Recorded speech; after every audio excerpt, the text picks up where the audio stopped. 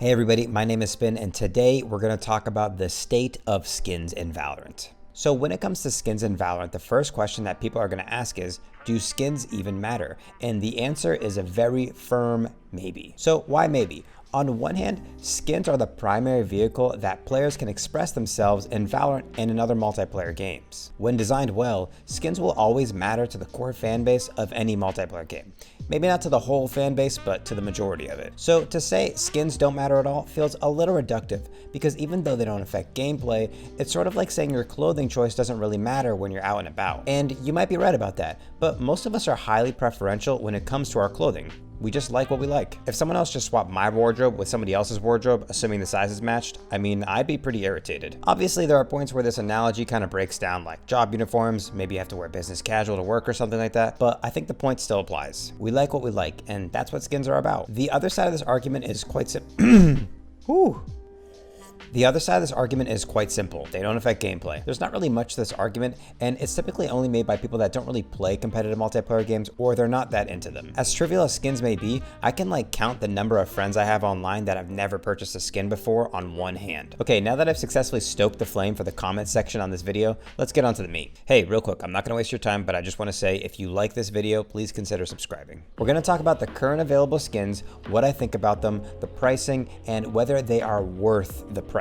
Let's start with my favorite skin, the Sovereign Ghost. The first time I saw this skin, I hadn't even realized that the Sovereign collection was out, and I literally ran up to a dude that was holding it and I was like, what the heck is that? I think it takes all of the excellence from the Sovereign collection and packs it into a really bite-sized package with the Ghost. It's well designed, it's slick, and it's not just a rewrap of the Ghost model. So overall, pretty nice. It also comes with 3 variants that I know a lot of other players are excited to unlock, especially the 2 black variants. To me, the green and copper variant is actually impressive in that they somehow took a cool design and made it quite ugly. Just my opinion. This brings me to another point of why some of Valorant skins are great. I think it's worth noting that when it comes to the price, you're not just getting a weapon color or a design applied onto the same model, you're getting a completely new model to begin with. These are the types of skins that I'm personally most interested in Valorant. Aside from a few exceptions, I find the rewrap skins in Valorant to be quite boring. It doesn't mean that rewraps can't be done well, quite the opposite, as we already know from games like CSGO. The other redesigned collections like the Prime, Aristocrat, and Lux collections are also notable here too. On their own, they are all quite impressive and will appeal to most, visually speaking. But once you put them side by side, you notice something.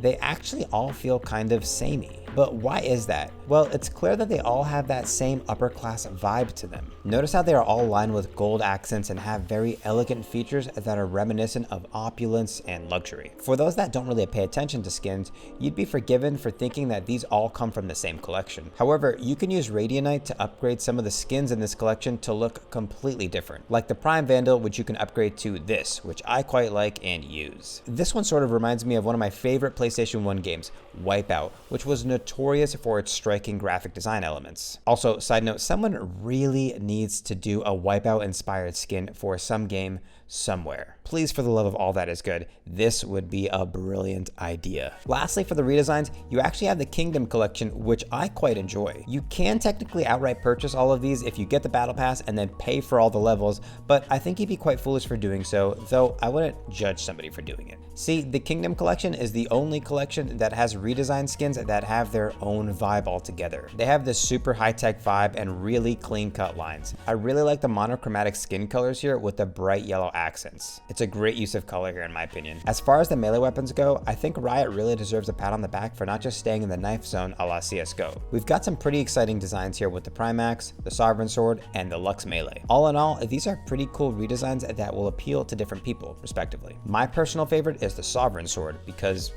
it's a sword. Now that we've talked about all of the good, it's time to move on to some of the murky stuff. And when I say murky, I mean murky. First of all, Riot is introducing a concept that I've never seen in another game before, although I'm sure it exists, and that's called Radianite. Radianite is a premium currency that can be earned by leveling up the battle pass or just paying for it outright. It should be noted that to get any meaningful amount of Radianite from the battle pass, you have to have the paid version. The free version doesn't really give you much. And to me, this whole system that they've introduced is kind of approaching insanity. I mean, you're using one premium currency just to buy a skin, and then you're using a totally different, still premium currency just to upgrade it to the skin of your choice. You can also use the Radiant to add visual effects to your guns and sound effects too. This just feels like one step forward, two steps backward. On one hand, there are no loot boxes, and most people hate loot boxes, so that's good. On the other hand, we have this multi-premium currency system where everything feels already expensive, and then you're expected to pay even more to upgrade these skins. It just doesn't feel quite right. I mean, did I do it to get this Prime Vandal skin? I mean, yeah, I did it. Now let's just talk about the pricing of these skins. The lower tier skins seem to cost under 1,000 credits per skin, with the higher tier skins costing anywhere between 1,000 and 2,000 credits. Melee skins cost the most, with some going as high as 35.50. As far as conversion goes, a good rule of thumb is that 100 credits is about $1 US. So when you put it like that, then melee skins can cost up to $35 US, with most skins starting at around $8. And yes, you can get some extra credits if you buy in bulk, but it doesn't feel fair to factor that in because, well, in real life, you can get discounts if you buy almost anything in bulk. You don't see people reviewing SSDs saying it costs $200, but if you buy 1,000 of these guys, you can probably get that price down to $190. Anyways, $8 is a pretty high barrier of entry for the skin game, especially for skins that I don't even think look that decent. The game that everybody will compare this to is naturally CSGO, which has a way more dramatic range from skins that cost 3 cents to $3,000.